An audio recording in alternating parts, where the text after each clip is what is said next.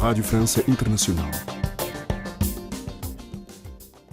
Bem-vindos à segunda parte da nossa emissão. Mais à frente teremos o Magazine Ciência. Fiquemos agora com o espaço convidado, onde falamos com Jorge Menezes, advogado dos candidatos excluídos em Macau das eleições à Assembleia Legislativa desta região. Convidado. O Tribunal de Última Instância de Macau recusou no fim de semana o recurso de 15 dos 20 deputados excluídos das listas às eleições da Assembleia Legislativa desta região, após os candidatos terem sido considerados como infiéis à região administrativa especial de Macau por terem participado em manifestações que lembravam eventos como o massacre de Tiananmen. Jorge Menezes, advogado destes candidatos, explicou em entrevista à RFI que a China, que exerce uma crescente influência sobre Macau, deveria respeitar a lei fundamental desta região acordada entre Portugal e a China, a quando a passagem da soberania em 1999. É o último recurso possível. A decisão foi tomada pelo Tribunal de Última Instância, que corresponde ao Supremo Tribunal dos outros países. Esta decisão é a decisão final. É a decisão final, já não há nada a fazer. Estes candidatos não se poderão candidatar, não poderão vir a ser deputados e, portanto, a Assembleia Legislativa de Macau passará a ser constituída simplesmente por pessoas que concordam sempre com o governo. Deixará de haver um único elemento de oposição ao governo. O que é efetivamente imputado a estes candidatos? É-lhes imputado terem estado em manifestações em Macau sobre o 4 de junho, ou seja, sobre o massacre de Tiananmen, que passou a ser considerado recentemente em Macau uma atividade ilegal, quando desde 1989 que houve sempre vigílias sobre o dia 4 de junho, pelos mortos de 4 de junho, e agora o facto de eles terem estado nessas vigílias passou a ser considerado uma deslealdade a Macau e à República Popular da China. Essa é uma das coisas que lhes é apontada.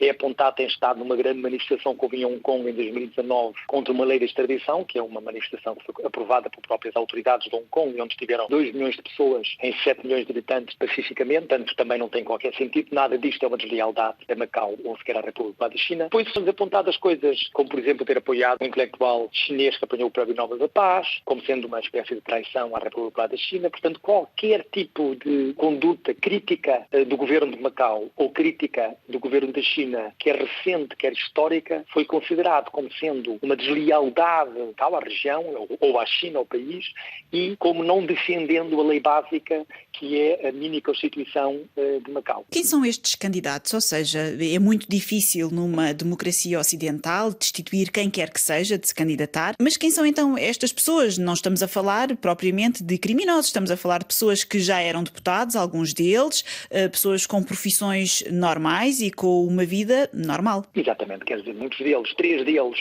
já tinham sido deputados, 2 ainda eram deputados, um deles é deputado há mais de 20 anos, outro foi eleito recentemente há 4 anos, um já tinha sido deputado, estava-se a recandidatar. Muitos dos outros são jovens, altruístas, que lutam não só por causas que nós chamamos de hard causes, como democracia, direitos fundamentais, o Estado de Direito, mas que lutam também pelas soft causes, como a transparência da governação, contra a corrupção, a favor de direitos dos trabalhadores, que em Macau há poucos, coisas relacionadas com a saúde, com o ambiente. Portanto, todas estas soft causes e a luta contra a corrupção eram por si razões válidas para qualquer oposição poder lá estar.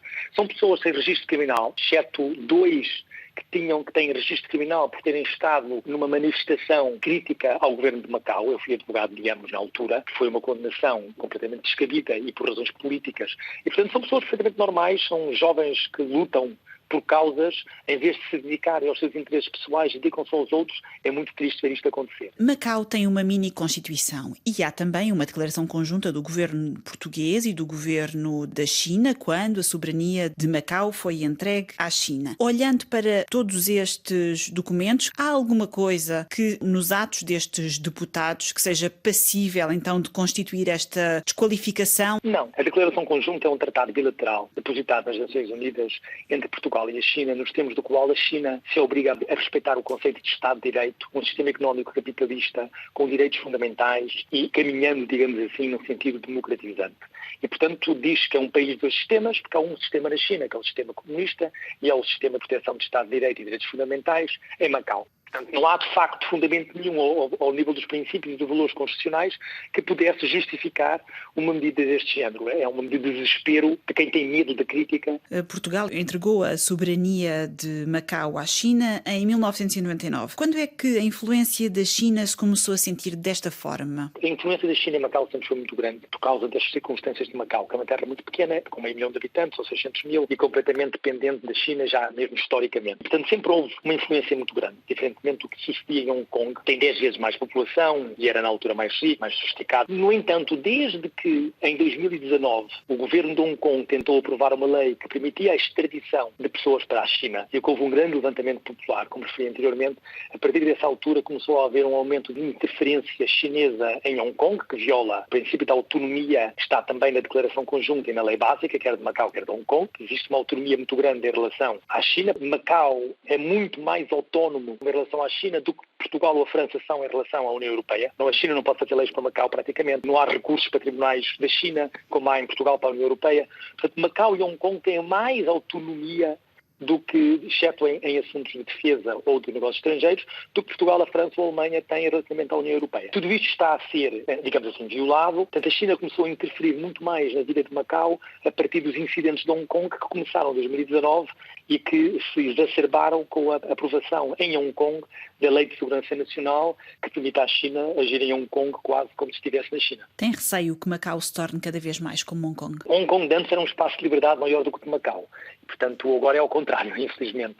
Mas no passado, Hong Kong era um sítio onde as liberdades eram completamente respeitadas, etc., e deixou de ser. É muito triste ver o desmoronar de uma região tão ativa e tão pródiga como Hong Kong.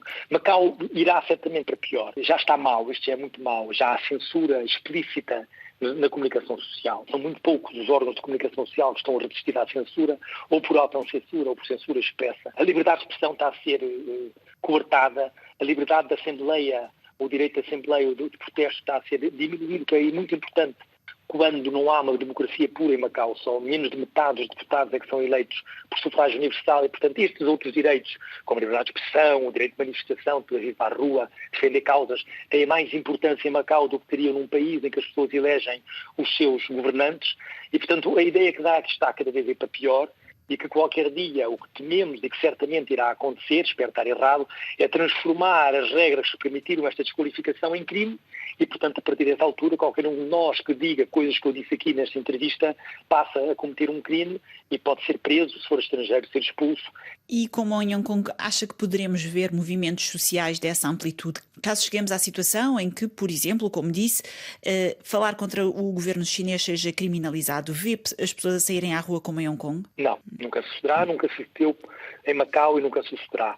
Por características próprias de Macau, pela dependência, por razões culturais, há uma quase metade da população que vive em Macau não nasceu em Macau, nasceu na República Popular da China e, portanto, tem uma outra estrutura cultural e ideológica, é diferente e, portanto, nunca sucederia em Macau, nunca houve essa tradição e essa é mais uma das razões para dizer que não havia sequer, do ponto de vista da China, justificação ou motivo para haver esta erosão de direitos fundamentais em Macau, por contrariamente ao que se tinha em Hong Kong, em que heroicamente lutaram pelos seus direitos fundamentais, a muito custo, como se sabe, em Macau não havia sequer quem lutasse, não havia qualquer necessidade de fazer esta erosão, porque Macau estava a cumprir-se, como dizia a China, numa expressão muito feia, como um bom aluno. A União Europeia já falou sobre esta situação, mas onde é que está Portugal no meio disto tudo?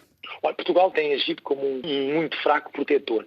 Portugal tem uma relação com Macau muito diferente da que a União Europeia tem relativamente a Macau, porque Portugal celebrou precisamente aquele tratado internacional bilateral com a China, em que a China está obrigada a respeitar os direitos fundamentais em Macau e o Estado de Direito. E isso não está a acontecer. Estão a ser violados crassamente os direitos fundamentais em Macau. E, portanto, a China está a violar essa declaração conjunta, esse tratado com Portugal. Como tal, Portugal tem não só o direito, à luz do direito internacional, como tem o dever de agir usando os instrumentos de direito internacional, realmente a crítica jurídico-política à China por estar a violar os direitos fundamentais. Portanto, Portugal está numa situação em que criticar o que se passa em Macau não é uma interferência em assuntos estrangeiros, é antes o exercício de direitos que tem e de deveres que tem protegidos por um tratado internacional e não está a fazê-lo, exceto uma única vez em que houve uma censura da televisão de Macau e o Ministro dos Estrangeiros falou. Nunca na história de 20 anos Portugal levantou a voz, tem sido de uma atitude muito submissa, tem claramente abandonado o seu papel de lutar para que a Macau se viva. Há 600 mil pessoas que vivem a Macau, que deveriam viver, que vivem à luz de um tratado internacional assinado por Portugal e China, e Portugal não está a proteger, quer os que são portugueses, quer os que não são portugueses, como deveria. Isso, repito, não seria uma interferência em assuntos de um outro país, seria, sim, fazer uso dos direitos e deveres que resultam de um tratado internacional. Portugal está mais preocupado com o investimento estrangeiro em Portugal, com o investimento da China em Portugal, que é crescente e que é preocupante, não está preocupado com os direitos e os interesses daquele mais de meio milhão de pessoas que Portugal, através deste tratado, prometeu e assegurou que iriam viver num regime de liberdade. A União Europeia disse durante o fim de semana que a desclassificação de candidatos pró-democracia em Macau é um passo prejudicial que vai contra os direitos garantidos na lei básica da região e que prejudica o pluralismo político. As eleições para a Assembleia Legislativa de Macau vão realizar-se a 12 de setembro de 2021.